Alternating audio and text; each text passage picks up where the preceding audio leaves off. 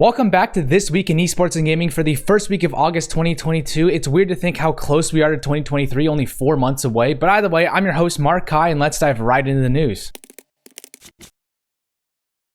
For our first top 3 story, U.S. consumer spending in gaming has dropped $1.78 billion according to market research firm NPD. Overall spending in gaming in the U.S. totaled $12.35 billion in the recent quarter, which is down 13% year over year. This also comes pretty closely after companies like Sony and Microsoft warned of weaker revenues in gaming as the pandemic growth has slowed. Nintendo similarly forecasted earlier this year that expected to sell 21 million units, which is 2 million fewer than last year. And I believe this is simply due to an imminent recession that's going to happen, which means people are more focused on saving up rather than going out and spending. But recently in the past year, more places are being open, experiential spending is up, and NPD also mentioned a lighter release of new games and console supply hardware constraints. So that means that, factors that are also contributing to this decline. I personally don't think this is that big of a deal, really, as large periods of growth like during the pandemic for gaming are usually followed by slower financial periods, which makes sense. We'll see how the US gaming market proceeds in the coming years. I anticipate it'll still grow pretty rapidly. Bren Esports CEO Bernard Chong is reportedly wanted by the authorities in the Philippines for import of illegal drugs, along with a dozen other people in connection to a drug smuggling operation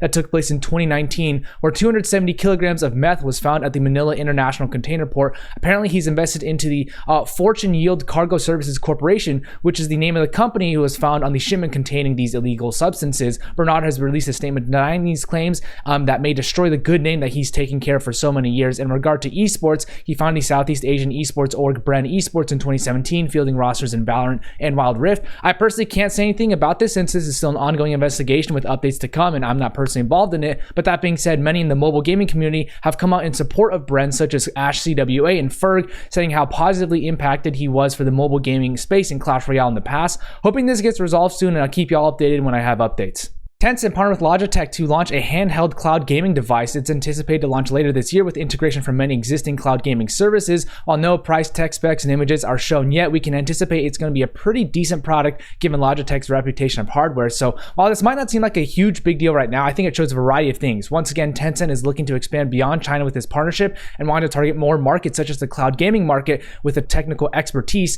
of Logitech. Logitech is also expanding beyond its traditional peripherals that they're known for making. Think the Herman Miller partnership with their chair, and now a cloud gaming device with Tencent. It's a smart move because things like mice and headphones aren't frequently purchased by most gamers. They're an occasional purchase that people put decent amounts of thought into, so these other streams of revenue might also be good for Logitech to diversify. And cloud gaming is generally being pushed more and more to the forefront, though I personally haven't seen too many people that are cloud gamers. Evidently, these companies wouldn't invest this much into this tech if there wasn't a consumer interest. So I'm curious what the actual demographic profile and breakdown of a cloud gamer advocate looks like. Lots to think about with this partnership. We'll see how it goes when the actual device does get released.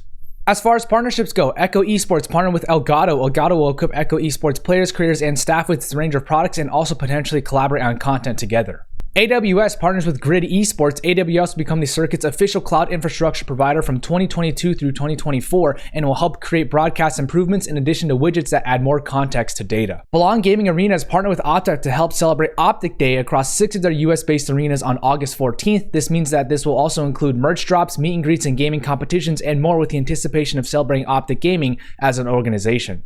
Red Bull partnered with Ampverse on a 1-year deal with Ampverse's esports org Bacon Time. As a result, Red Bull will become the official energy drink partner of Bacon Time and provide their product to players, streamers, and ambassadors. As far as finance and M&A goes, Keyword Studios have acquired Mighty Games. The deal is split into a cash deal of $3.3 million and $800,000 in stock, with $2.8 million pending on hitting company targets. The acquisition is said to enable Keyword Studios to improve its testing capabilities for clients using Mighty Games' AI-based testing platform. Play Studios have launched a $10 million Web3 fund called Future Fund. They also launched a new blockchain division which will use rewarded play to leverage blockchain tech and deliver more rewarding experiences to users. We'll see what investments they make in the near future. As far as workforce changes go, Frank Udo joins Apple doing business development for sports video. He was formerly the SVP of global media at ESL for nearly 4 years, which meant he worked on a wide variety of the tournaments that ESL put on. He's lots of experience in the sports space too, with MP and Silva holding executive roles as well at WWE and the MLB. He holds an MBA from Fordham University and bachelor's in international business from University of Denver. Nicole Duquesne Spencer joins Misfits as a VP of Partnerships. She was previously with Wisdom Gaming Group doing sales and partnerships for 2.5 years before joining Misfits. She also has lots of experience in the health and fitness industry as a co-founder of Heroes of Fitness. She holds a bachelor's degree in English, creative writing, and theater dance from Gustavus Adolphus College. Danielle Fox joins CLG as a senior digital content manager. Danielle joins the esports industry from her previous role at Crosby Marketing Communications, doing social media for around 2.5 years. She also did marketing for the University of Florida and Prosperity Now in the past. She holds a bachelor's degree in mass communication and PR from the University of South Florida. Carl Levi joins Wisdom Gaming Group as the director of partnerships. Carl has a good amount of experience in sales and sponsorships with Live Nation and Ignite Company. He now joins Wisdom Gaming Group to oversee the partnerships business, and he holds a bachelor's degree in marketing from University of North Dakota. Klaus-Peter Schnell joins Sport5 as the senior manager for esports rights. Klaus-Peter has lots of experience in both sports and esports, as he previously worked for Sky Deutschland doing sports rights and also did partnerships for Mouse Sports and Jung von Matt Sports in the past. He holds a master's degree in finance and accounting from FAM University and a bachelor's degree of business administration from University of Mannheim. Parks Osley joins Riot Games as a content producer. He has lots of experience in the publication space with Upcomer and Inman Global in the past. He's been on-air talent as well during LCS broadcasts and has done other freelance esports work. He holds a bachelor's degree in liberal arts and sciences from UT Austin. Erin Goldsmith joins Blizzard as a talent marketing specialist. She has a variety of social media marketing experience from the healthcare industry to construction, and though she joined a few weeks ago, I felt it'd be good to recognize her accomplishment of getting her dream job. She holds a Bachelor of Fine Arts in Production and Design from Pace University. Rick Dressler joins EA as a global media manager for action and adventure titles. He has lots of media experience in the tech and agency side, as he's most recently with GoPuff as a senior media strategy manager. He was also with agency Liquid Plus Arcade for 7 years in various media roles too. He holds a bachelor's degree from Syracuse University. Sabrina Shu joins Playside Studios as a product marketing manager. She previously worked in tech sales and marketing and has experience as well in the gaming space with Fortress Australia and Zero Latency VR. She holds an MBA and bachelor's degree in hospitality management from La Trobe University. Patty Toledo joins 4Players as the marketing director. She's a wide variety of experience in gaming, most recently as a consultant and head of content for Steel Media. She has experience in creator relations, marketing, production, as well as music management. She holds a master's degree in digital communication and multimedia from University of Jyväskylä.